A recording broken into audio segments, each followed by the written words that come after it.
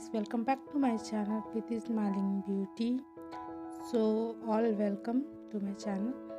तो आज मैं जा रही हूँ, मेरा ये फर्स्ट ट्रैवल ब्लॉग होने वाला है। आज मैं जबलपुर जा रही हूँ। तो ये हमारे घर के पास ही आती है बस, और इस बस का नाम चंदेल है। ये चंदेल बस बिदनगर से स्टार्ट होते हुए आती है। तो मेरा जहाँ पे घर है शक्ति नगर, वहाँ पे 5 बजे या 6 बजे समथिंग, जिस तरीके से ट्रेन की टाइमिंग होती है उस टाइम पे आ जाती है। और बस खाली थी, मैं अपने पापा के साथ जा रही थी। पापा बस मुझे स्टेशन तक छोड़ने जा रहे थे। यहाँ पे ट्रैवलिंग आप देखते रहो, आगे आपको पता चलेगा कि मैं किस काम से किस वजह से जा रही हूँ और किसके साथ जा रही हूँ, वो भी आपको आगे पता चलेगा। ठीक है, तो आप देखते रहना। फिर 1 आवर के ट्रैवलिंग करने के बाद हम यहाँ पहुँच चुके थे, जो कि सिंगरौली स्टेशन था। आगे आप देखते जाओ। Express is coming on platform number 1। 1148 Howrah Jabalpur Shaktipunj express 1 number platform पर आ रही है। 1448 Howrah Jabalpur Shaktipunj express is coming on platform number 1। 1148 Howrah Jabalpur Shaktipunj express 1 number platform पर आ रही है। 1448 Howrah Jabalpur Shaktipunj express is coming on platform number 1। 1148 Howrah Jabalpur Shaktipunj express 1 number platform पर आ रही है।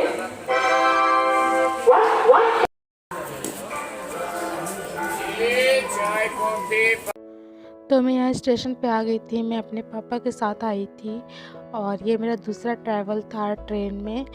मैं फर्स्ट टाइम कॉलेज के साथ गई थी अपने मेंटल पोस्टिंग में, तो मैं इंदौर गई थी, तो मैं उस टाइम गई थी। ये मेरा सेकेंड टाइम था और मुझे ट्रेन के बारे में इतनी जानकारी या उतना इन्फॉर्मेशन नहीं था, प्लेटफॉर्म के बारे में कुछ भी। तो ऐसा कुछ नहीं है, अगर आप एक बार देख लोगे तो सारी चीज़ें पता चल जाती है। तो मुझे भी सारी चीज़ें ऐसे आगे पता चली गई, आप देखते जाओ।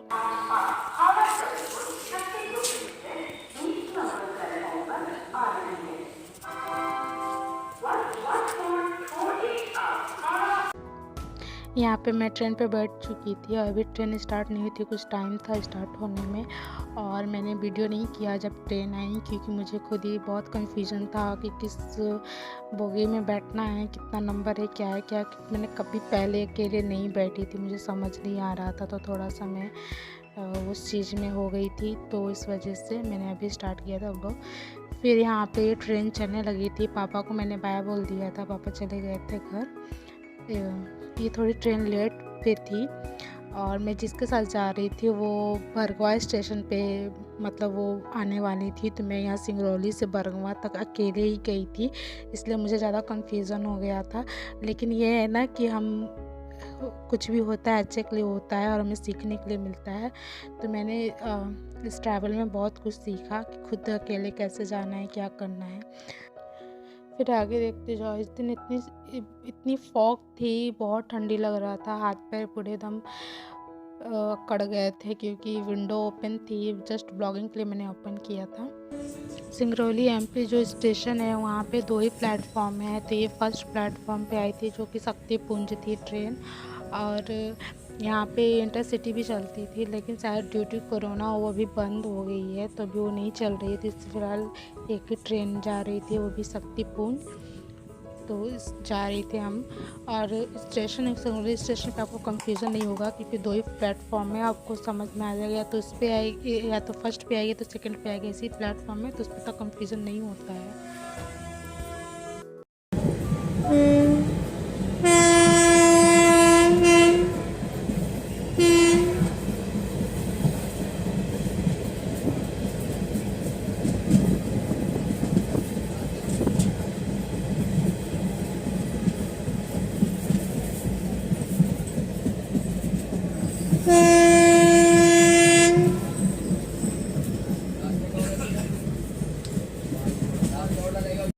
रास्ता रहेगा, रास्ता रहेगा। और यहाँ पे मैंने जाते हुए देखा कि यहाँ पे इतने सारे कोल्स रखे हुए थे, क्योंकि यहाँ पे कोल माइंस है सिंगरौली में, जो कि बहुत बड़ा कोल माइंस है सिंगरौली, या कह सकते हैं यहाँ का।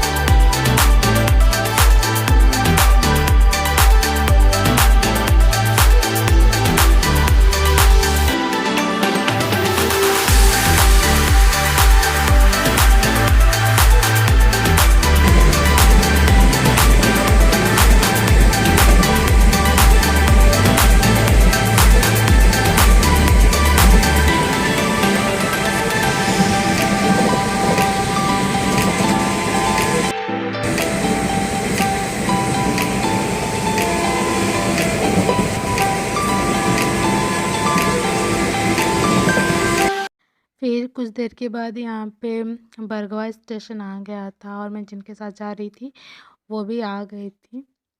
तो मैं अपने मैम के साथ जा रही थी, जो कि मेरी मैम है, मेरी नर्सिंग की मैम है मेरे कॉलेज की, उनके साथ मैं जा रही थी। और मैं मैम के विदाउट परमिशन मैं उनकी फेस नहीं दिखा सकती हूँ, क्योंकि मैं मैम है या उन्होंने मना किया था। तो हम विदाउट परमिशन किसी की प्राइवेसी को ओपन नहीं कर सकते हैं, है ना। तो बस अब इतना जान लो, मैं अपने मैम के साथ गई थी और बहुत मज़ा आया उनके साथ। फिर ये एक और स्टेशन पड़ता है, ये बेवारी स्टेशन नाम है इसका। तो यहाँ पे फिर रुकी थी ट्रेन थोड़ी देर के लिए, और बहुत अच्छा लग रहा था। और ट्रैवल करना चाहिए, बहुत दिनों बाद मैंने ट्रैवल किया, और वो भी ट्रेन पे। वैसे कभी आना जाना होता नहीं है कभी ट्रेन पे।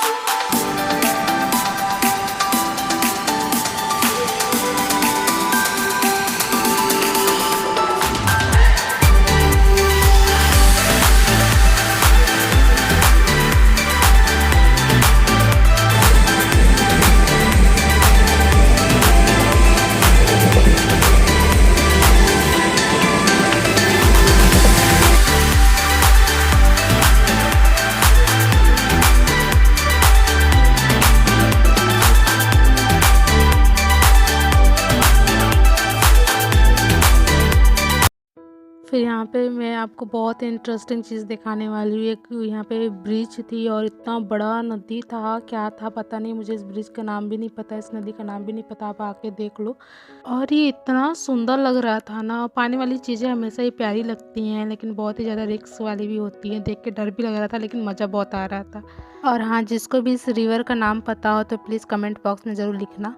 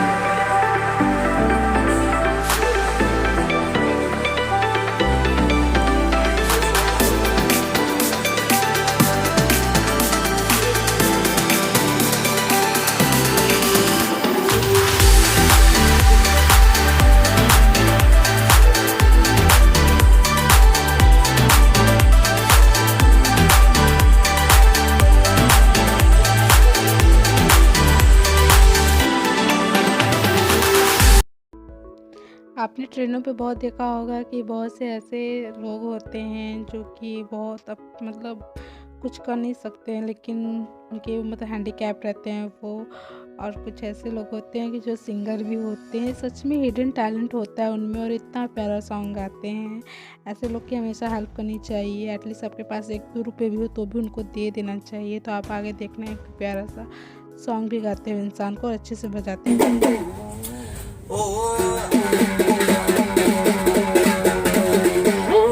क्या तुम्हें पता है गुलशन मेरे दिल भर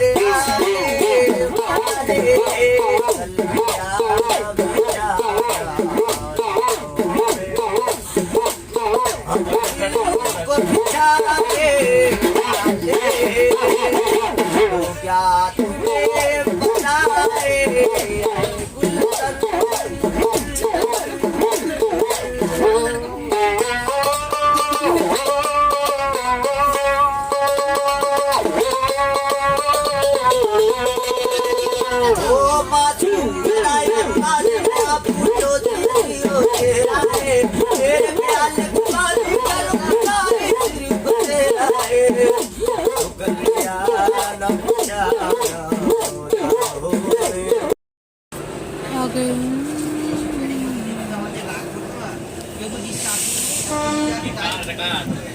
हम लोग उस साइड रुके थे, उस बार आए थे तो फिर पता नहीं कहाँ रुके थे। इसमें मैम ट्रेन साफ होती है। हाँ देखिए, इंजन बस साफ होती होगी।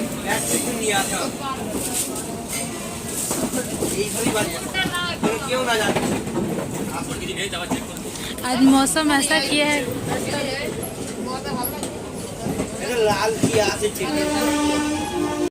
यहाँ पे हम जबलपुर स्टेशन आ गए थे और सारे लोग उतर चुके थे और हमने भी उतरना ही रह गया था, तो फिर हम जाने लगे थे।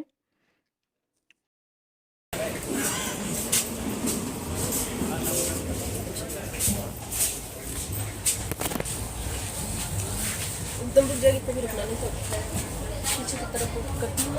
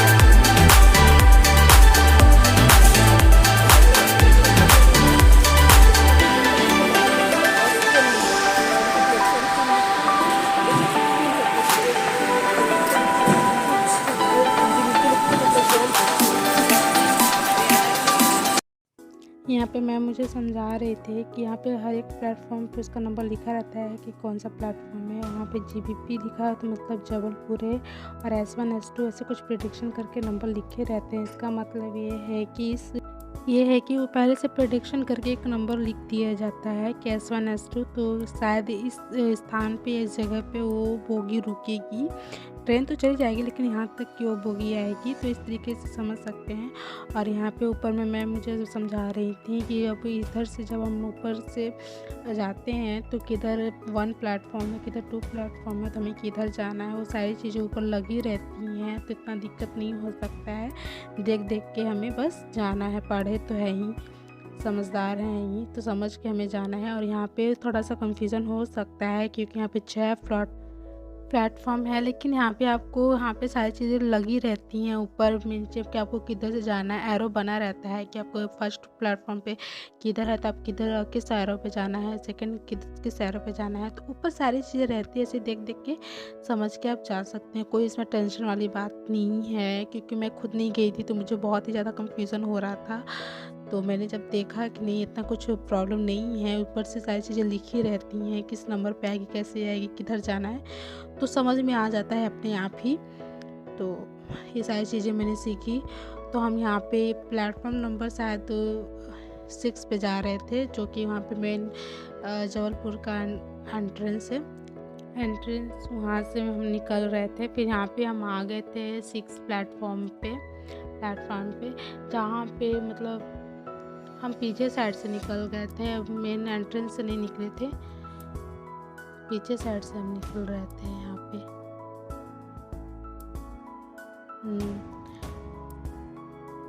उधर वेटिंग रूम भी पहले से ज़्यादा चेंज हो गया है। पहले जब हम गए थे इंदौर तो हम जबलपुर हम लोग रुके हुए थे, लेकिन वेटिंग रूम पूरी इस तरीके से चेंज हो गई है।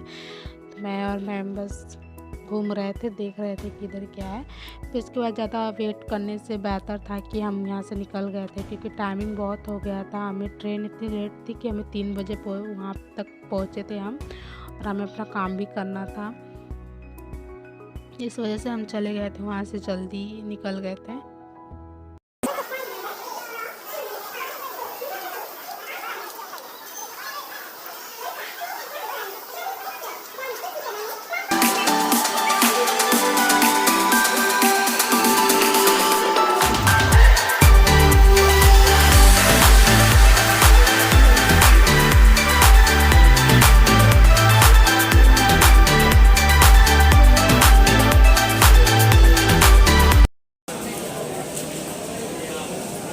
यहाँ मेन चीज़ ये थी कि इस कोविड के टाइम पे यहाँ पे इतना क्राउड था, इतना ज़्यादा क्राउड था कि क्या कहना।